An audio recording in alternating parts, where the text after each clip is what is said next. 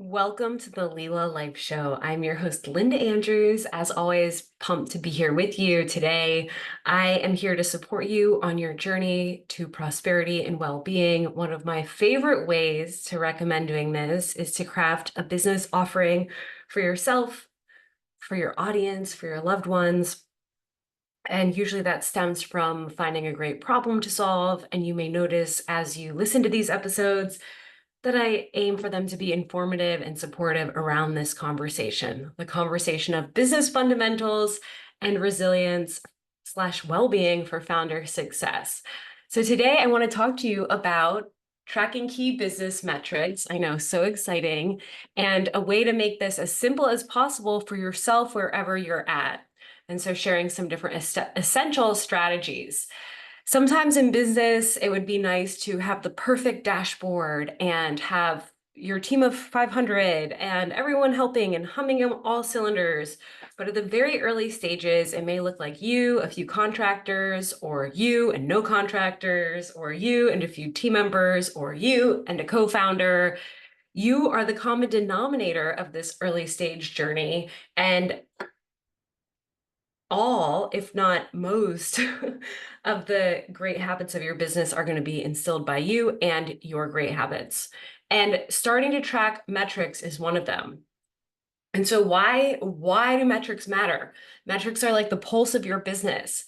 It's something that you can measure, showing you where things are healthy and where things need attention. It's similar to the Weather Channel and knowing, is it going to rain today or is it going to be really sunny? And you preparing for whatever those conditions are by you taking an objective stance a few steps back and looking, this is growing, this isn't. Why not? Seeing what's resonating and again, focusing on the value you're bringing to your audience, likely the problem you're solving or the need you're meeting through your business, and metrics can help tell those stories. Without metrics, you tend to feel like you're flying blind. Does anybody hear me? Does any of this matter? And this can help support you to know more behind what you're feeling, right? Is it crickets because it's actually crickets? Or is there something else going on? So some financial metrics, for instance, total revenue, right? Is your business growing? I like to start there because sometimes there's what we call vanity metrics, right? How many eyeballs are on something versus is this actually making an impact? And especially if you are in the revenue producing phase of your business, which if you are in business, I recommend you get to the revenue phase as quickly as possible so you can start learning. This is one of those. So profit margin, the percentage of revenue compared to costs, right? You can know the net and the gross, meaning before and after expenses and other key metrics that factor in net and gross profit margin. Is your business efficient, right? If you're at negative margins, you're spending more than you're making, or it's very tight margins, that can feel very specific to how things are operating versus if they're positive margins and growing margins. And that's a big thing within the metrics, is to also understand, how is this trending? Which direction are we going? Cash flow, money coming in, money going out, keeping that positive cash flow so everything can keep running. Layering in expenses, over levering through expenses, making expenses earlier than they need to be made. These are some common pitfalls that I see. Okay, financial metrics. What other kind of metrics? Customer metrics. How much does it cost to acquire a customer? You hear this customer acquisition cost. If it costs you less to get a new client, that can make you more profitable. You may have some allocation or spend of money dedicated to customer acquisition, right? But the more you provide value and people find that value easy to communicate, that leads to that tendency for the virality because, oh my gosh, this is helping me. I want to share this with the people that I love that have the same problem. And so that can also help reduce that customer acquisition cost, having a powerful, amazing offer. Another one that you may hear, customer lifetime value, or LTV, lifetime value of a customer. Let's say a customer stays with you for 5 years and is paying $100 a month, right?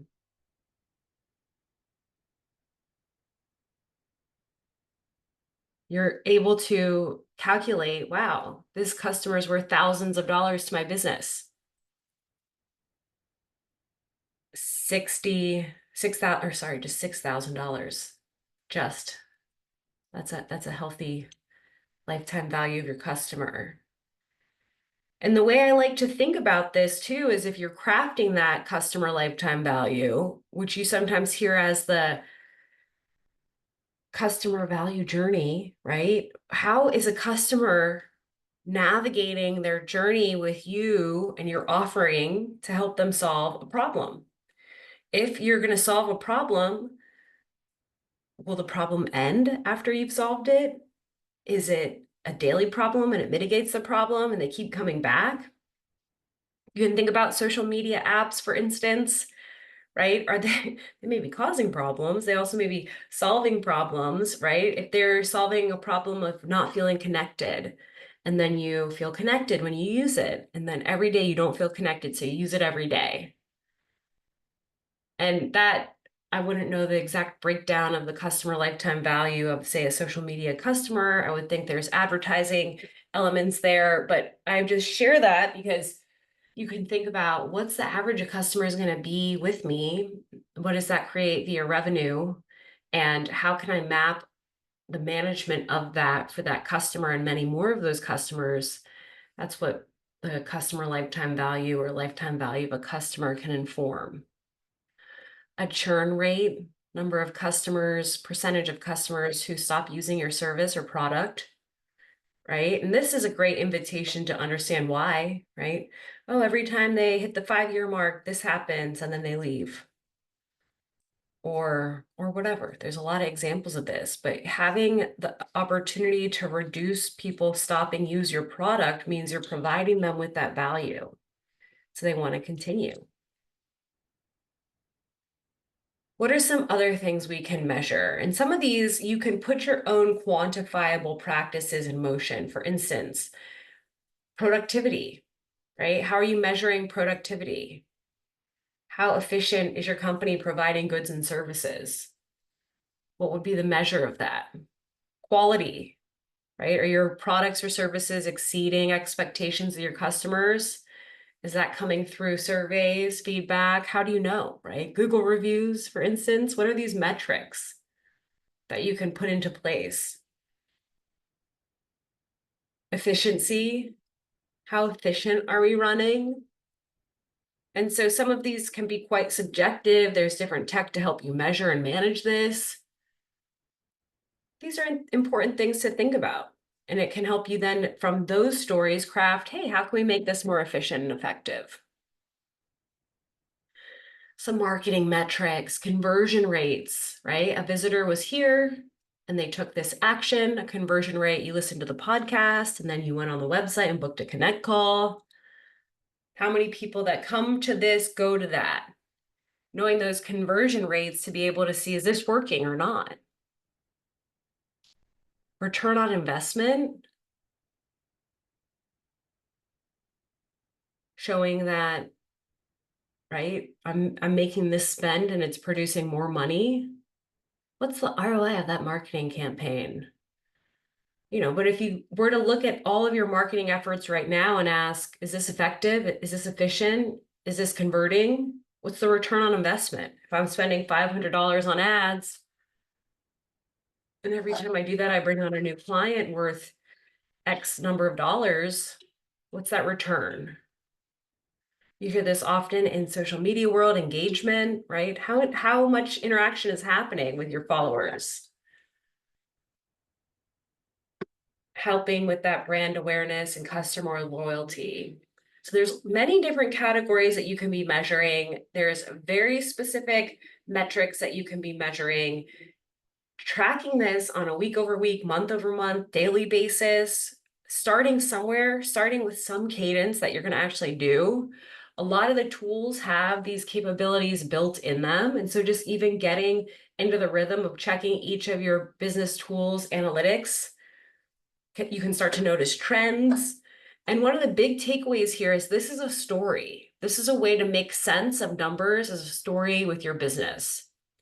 So having each of these numbers that you're choosing to track have a smart goal around them. If you remember from last week, specific, measurable, achievable, relevant, time defined.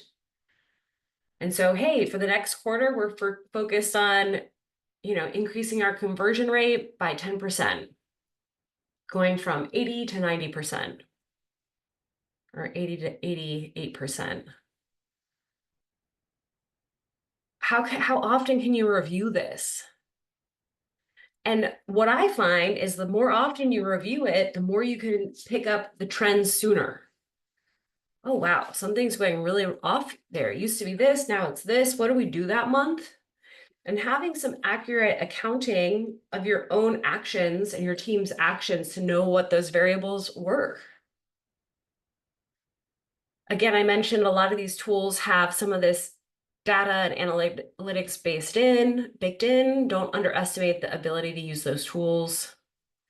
And a fun activity is to look up your industry standards for each of those metrics to see like, how far off am I?